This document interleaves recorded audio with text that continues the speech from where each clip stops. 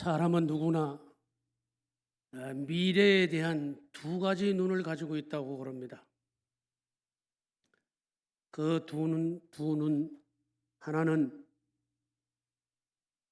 자기 앞에 가로막힌 절벽을 바라보고 한숨 쉬며 좌절하고 낙심하는 절망의 눈이고, 또 하나의 눈은 절벽 저 너머 푸른 초원을 바라보며 희망과 기대 속에 전진과 그리고 성장을 꿈꾸는 희망의 눈이랍니다. 다시 말해서 전자는 잃어버린 것을 생각하고 또 후회하고 좌절로 현실을 이겨내지 못하는 실패형 인간이고, 그리고 후자는 잃어버린 것은 잃어버린 것이니까 잊어버리고 남아있는 것을 바라보고 다시 기대와 소망 속에 아름다운 그림을 그려나가는 성공형의 사람이라고 그럽니다. 결국 성공과 실패는 사람이 어떻게 마음을 먹느냐에 따라서 결정되어진다는 것을 시사하는 이야기죠. 오늘 본문은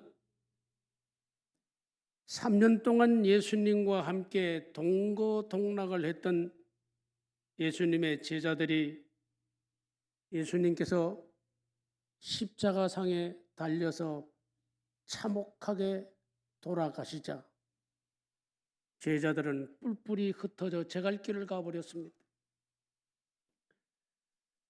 3년 동안 늘 믿음이 좋았던 베드로 역시도 주님이 돌아가시자 그 주님을 부인하고 자기의 본업인 업으로 되돌아가서 디베라 호수에서 밤새껏 고기를 잡았지만 한 마리도 못 잡았어요. 실패의 밤을 보낸 것이죠. 그때 아침이 되자 부활하신 주님께서 나타나셔서 이렇게 말씀하십니다. 그물을 배 오른편에 던지라. 그물을 배 오른편에 던지라. 오른편과 왼편이 뭐가 그렇게 다르겠어요? 여기에 영적 신앙의 원리가 있습니다.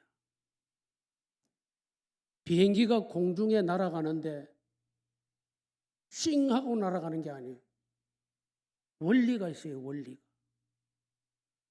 자동차가 앞으로 나가는데도 원리가 있습니다.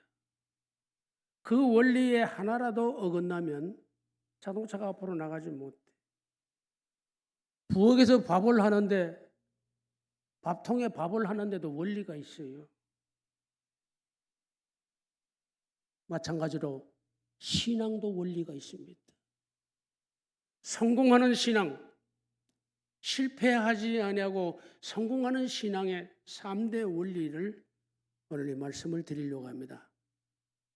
그물을 배 오른편에 던지라. 이게 무슨 말씀일까요? 여기 신앙의 첫 번째 원리는 믿음의 원리입니다.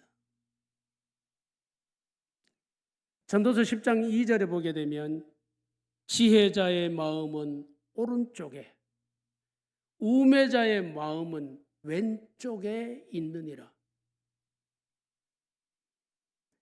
여기서 오른편은 능력 또는 정의를 말하며 왼편은 무능력 또는 불의함을 말합니다. 마태복음 25장 33절에서 예수님이 들려주신 세 가지 비유 가운데 양과 염소의 비유입니다. 양은 그 오른편에, 염소는 왼편에 두리라. 여기에 오른편은 영광의 자리, 왼편은 멸망의 자리를 의미합니다. 하나님께서는 실로 참된 인생의 결실을 위하여 오른편에 그물을 던지기를 원하시죠. 일반적으로 사람들은 오른편이나 왼편에 별 의미를 두지 않고 삽니다.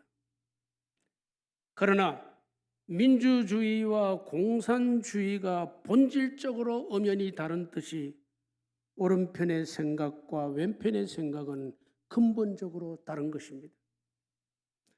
오른편에 그물을 던지는 것은 하나님을 향한 신앙의 본질입니다. 하나님의 편에 서는 것을 오른편에 던지는 일입니다. 믿음의 원리, 곧 신앙의 원리죠. 아브라함 카이퍼는 독재 정권을 지지하고 고무시키는 일은 만군의 하나님을 대적하는 반역자들이다라고 혹독하게 비평했습니다. 왜?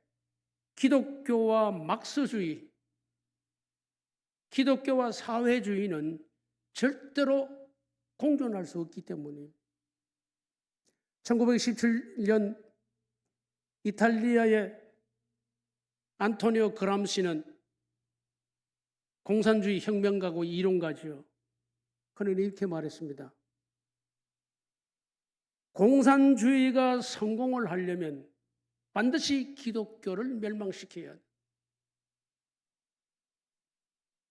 기독교를 멸망시키지 아니하고는 공산주의를 성공시킬 수 없다. 그래서 만들어낸 것이 포괄적 차별금지법. 이게 기독교를 망하게 하는데 중요한 내용이더라는 거예요. 동성애를 조장하는 것, 삶의 동반자를 허용하자는 것, 이러한 법들이 다 사회주의에 근거된 것들입니다. 그 뿌리를 알아야 돼요. 믿음의 사람들은 이 세상의 세속적인 원리를 완전히 거부할 수는 없죠. 왜? 육체를 가지고 살아가기 때문에. 완전히 거부할 수는 없지만 그러나 신앙의 기본 원리만은 절대로 떠나서는 살아서 안 되죠. 가령 주초를 좋아하는 사람, 술주자니까 술과 담배를 좋아하는 사람들, 등산을 좋아하는 사람, 낚시를 좋아하는 사람, 골프를 좋아하는 사람, 바둑을 좋아하는 사람, 영화 구경을 좋아하는 사람, 세상에 좋은 것들이 부지기수죠. 그런데 내가 믿음을 가지고 하나님을 섬기다가 보니까 이것들이 신앙에 방해가 된다, 지장이 된다라고 한다면 신앙의 본질을 훼손하지 않기 위해서 이러한 것들을 서서히 줄여가는 겁니다. 그러다가 끊어버리는 것이죠. 이게 신앙을 지키는 비결이.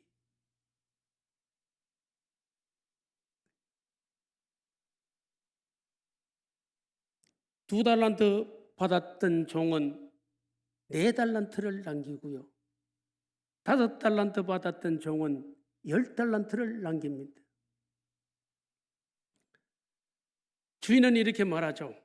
착하고 충성된 종아, 잘하였도다. 내 주인의 즐거움에 참여할지어다. 그런데 1달란트 받은 종은 주인의 마음의 뜻을 전혀 헤아리지 못합니다. 자기 마음대로 해. 자기 하고 싶은 대로 하는 거예요. 하나님의 뜻은 전혀 관계없어요. 그래서 1달란트를 받아서 땅속에 묻어두었습니다. 주인이 돌아와서 계산하려고 하니까 땅속에 묻어두었습니다. 주인이 그렇게 하면 좋아할 것 같아서 제가 그렇게 했습니다. 이 악하고 게으른 종아, 제가 가진 1달란트를 빼앗아서 10달란트 가진 자에게 주어라. 우리는 신앙의 원리에 따라서 그물을 배 오른편에 던졌는지를 늘 의식하며 신앙생활을 해야 합니다. 내가 세속 원리에 타협하면서 적당히 그물을 배 왼편에 던지고 있는지도 생각해야 합니다. 성경에 기록된 위대한 신앙의 승리자들은 어떤 실패와 아픔을 겪어서도 신앙의 원리를 따라서 살았던 사람들, 적당히 타협하거나 세상과 손잡지 않았어요. 신앙의 원리는 하나님의 손을 잡는 것이고, 그리고 왼편에 그물을 던진다고 하는 것은 바로 세상 편에 손잡는다는 뜻입니다. 모세는 바로의 공주의 아들이라 칭함을 받는 영광의 자리를 거절했습니다. 그는 그걸 인정하면 차후에 애굽의 바로가 되는 겁니다. 황제가 되는 겁니다. 이걸 거절했어요.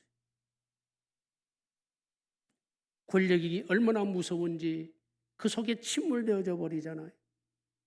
그걸 거절했어요. 모세는 백성과 함께 고난받았고 출세를 위한 입신양명을 모두 다 거절했습니다. 그는 그물을 배 오른편에 던진 사람이었습니다.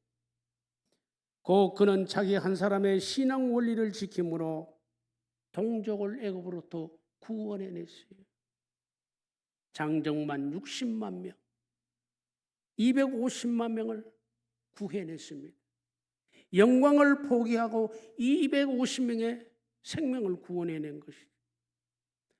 노아와 그 가족들도 세상 사람들이 모두 먹고 마시고 즐거워하며 향락과 쾌락의 질퍽한 웅덩이로 미끄러져 들어갈 때 그는 산꼭대기에서 아무 말하지 않고 하나님이 명령하신 대로 배를 건조했습니다. 하나님의 물심판이 임하게 되자 8가족이 살아남게 되죠.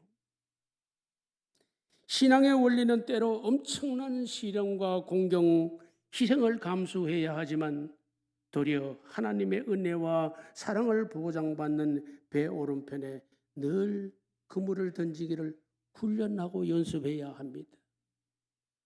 한 번 던져가지고 되는 게 아니에요. 늘 선택해야 돼요. 어떤 기독교 교인, 독실한 기독교인 집사님이 설렁탕집을 인수를 했어요. 그 가게를 새로 이제 오픈하려고. 그 주방장도 그대로 이제 같이 일하기로 하고 모든 시설을 그대로 인수받았어요. 그날 밤에 이 집사님이 하나님 앞에 기도했답니다. 어떻게 해요? 하나님 아버지, 내일부터 설렁탕 집을 이제 경영하게 되었습니다. 이제 내일부터 우리 집에 오시는 손님들에게 모두 예수님을 모시는 마음으로 모시겠습니다. 그렇게 하나님 앞에 저에게 기도하고 이제 잠자리에 들었어요. 그리고 아침에 가게로 나갔더니 전 주방장이 늘 그랬던 것처럼 그날에도 필요한 만큼의 설렁탕 국물을 끓여놨어요.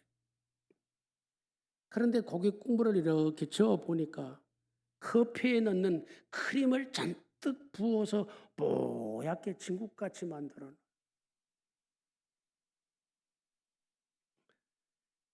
이 집사님이 기겁을 했어요. 그리고 이렇게 말했습니다. 나는 어젯밤에 하나님 앞에 기도했습니다. 우리 집에 오시는 손님을 예수님 모시듯이 모시기로 하였습니다. 그런데 어떻게 예수님을 커피 크림으로 만든 가짜 설렁탕 국물로 대접을 할 수 있겠습니까? 그는 밤새도록 끓여놓은 가짜 설렁탕 국물을 모두 하수구에 쏟아버렸어요. 그리고 문 앞에다가 종이로 써서 붙였어요. 오늘 하루는 쉽니다. 그동안 그 집에 다녔던 사람들이 와서 물어요. 왜 오늘 휴업합니까? 그 집사님은 할 수 없이 오늘 장사를 하지 못하게 된 이유를 설명을 했어요.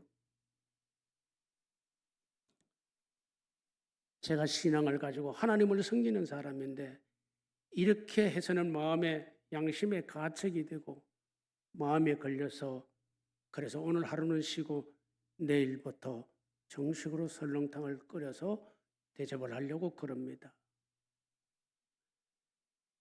이런 기업의 철학, 이게 바로 그물을 배 오른쪽에 던지는, 오늘 손해를 보고 그리고 가짜 크림을 넣어서 돈을 망창 버는 게 아니라 수입이 적어도 오른편에 그물을 던지는. 전에 우리 교회 집사님들도 그런 분이 한 두어 분 있었어요. 목사님 기업 예배 드려주세요. 그러니까 같이요. 갔더니만은 음식 조리하는 거 하나도 안 해본 사람인데 음식점을 개업을 한 거예요. 내가 예배를 드리면서도 이 집 오래 못 가겠다 그랬더니 오래 못 가고 부산으로 이사가 버렸어. 배 오른편에 그물을 던지는. 우리에게 노 집사님은 이런 말씀을 하셨어요. 목사님이 우리 집에 언제나 오실 줄로 알고 목사님 대접하는 심정으로 제가 요리를 조리합니다. 제가 뭔데? 그렇게 진심 어린 음식을 만든다는 거예요. 마음을 다해서 만든다는 것이죠. 이 세상에는 성과 악이 공존합니다. 진짜와 가짜가 공존해. 불의와 의가 공존하고 진리와 비진리가 공존하는 양극적 관계가 늘 존재하고 있죠. 결국 신앙과 불신앙의 두 갈래로 나눠지게 됩니다. 북왕국 19명의 임금과 남왕국 유다의 20명의 임금, 39명의 임금을 선악으로 구분합니다. 역사학자들이 기록을 할 때 이 왕은 선한 왕입니다. 이 왕은 악한 왕입니다. 그 기준이 뭐냐? 하나님을 인정하고 섬기는 왕은 선한 왕이고 하나님을 부정하고 믿지 않은 왕을 악한 왕이라고 기록했어요. 특별히 북왕국 19명의 왕들 가운데 보면 거의가 다 악한 왕들이에요. 북왕국을 건설한 여로보암 1세 왕부터 모두가 하나님을 거부했기 때문에 신앙과 불신앙으로 나누어집니다. 결국 마지막에는 천국과 지옥으로 나누어져. 여호수아 24장 25절에 보면 만일 여호와를 섬기는 것이 너희에게 좋지 않게 보이거든 너희 조상들이 강 저쪽에서 섬기던 신들이든지 또는 너희가 거주하는 땅에 있는 아모리 족속의 신들이든지 너희가 섬길 자를 섬겨라. 이건 우상을 섬기라는 뜻이 아닙니다. 오직 나와 내 집은 여호와를 섬기겠노라. 이스라엘 백성들에게 결단을 촉구합니다. 나를 따르라. 배 오른편에 그물을 던져라. 그리스도인들은 어느 곳에서나 하나님의 편인 소금과 빛에 속하여 살아가는 사람들인 줄로 믿습니다. 이게 바로 3대 원리, 믿음의 원리. 그물을 배 오른편에 던지는 첫 번째 원리가 믿음의 원리. 두 번째는 생명 원리입니다. 그물을 배 오른편에 던지라. 베드로는 그 밤이 다가도록 아무것도 잡지 못했어요. 고기 잡는 데는 베드로가 명수잖아요. 그런데 한 마리도 못 잡았어요. 그러자 부활하신 주님께서 그물을 배 오른편에 던지라. 그 말씀에 순종하여 그물을 던졌더니 많은 고기를 얻었습니다. 고기를 얻은 것이 뭡니까? 육적으로 보면 생명을 얻은 것이죠. 양식을 얻었으니까. 이 세상에 가장 존귀하고 가치가 있는 일이 뭡니까? 생명을 얻는 것이죠. 우리는 모두 전에는 알지 못했지만은 예수 안에서 만났습니다. 예수님 때문에 만났어요. 그러면 예수님 때문에 만났으면 서로 원수 지는 일은 하면 안 되죠. 왜? 예수님 안에서 만났어요. 마귀 안에서 만났으면 원수가 되고 코피 터지도록 싸우고 해야죠. 그런데 우리는 예수님 안에서 만났어요. 원수지만 안 돼요. 사람과의 관계가 비틀어졌다면 관계를 다시 회복해야 돼요. 에라 모르겠다 원수 주고 헤어져 버리고. 이게 신앙의 원리를 적용하지 않기 때문에 그렇습니다. 생명 원리를 적용하지 않기 때문에 쉽게 생각하는 거예요. 많은 사람이 많은데 그 사람 아니면 내가 다른 사람 없냐 이런 식이. 그래서 언제나 생명을 소중하게 4년간 무려 1,500명을 전도한 전도 코칭 훈련원 대표인 김인신 집사의 이야기가 몇 년 전 국민일보에 보도가 됐습니다. 전도는 연례적 행사가 아니라 언제 어디서든지 전도해야 합니다. 오늘날 전도는 더 인격적으로 다가서야 하고 그 사람의 인격과 표정을 보고 전도를 해야 합니다. 지난 주간에 제가 전철을 타고 서울 갔다가 소사역에서 내렸는데 어떤 아주머니가 전도지를 하나씩 주더라고요. 교회 나오세요. 교회 나오세요. 참 인상적이에요. 그래서 제가 전도지를 받지 않고 예, 저 교회 다니고 있습니다. 수고하세요. 참 보기 좋더라고요. 전도자는 감성이 풍부한 언어를 사용할 줄 알아서 내적으로는 하나님의 말씀에 대한 확신을 갖고 예수님으로 인해 기쁨과 자존감이 있어요. 일방 통행이나 막무가내식 무례한 전도자는 열매에 대한 마음의 욕심을 비우고 천하보다 귀한 한 영혼의 소중한 사랑의 마음이 우선일 때 하나님께서 열매를 맺게 해 주십니다. 그는 정말로 인사만 잘해도 전도가 잘 될 수 있다고 말합니다. 인사만 잘해도 전도가 잘 될 수 있다. 그는 다시 한번 강조하면서 30초 안에 상대의 안부를 물어야 합니다. 천만함의 첫인상이 아주 중요하며 그들의 마음에 공감을 주는 훈련을 계속해야 합니다. 전도는 때와 장소를 가리지 않고 기회만 닿으면 해야 합니다. 최고의 축복이 뭡니까? 생명을 얻는 일. 우리 찬송 한 장 드리죠. 516장 1절만 2번 반복해서 드립니다. 요때쯤 되면 또 거시기가 찾아오거든. 그래서 거시기를 쫓아내기 위해서는 머시기를 해야 돼. 516장 1절만 2번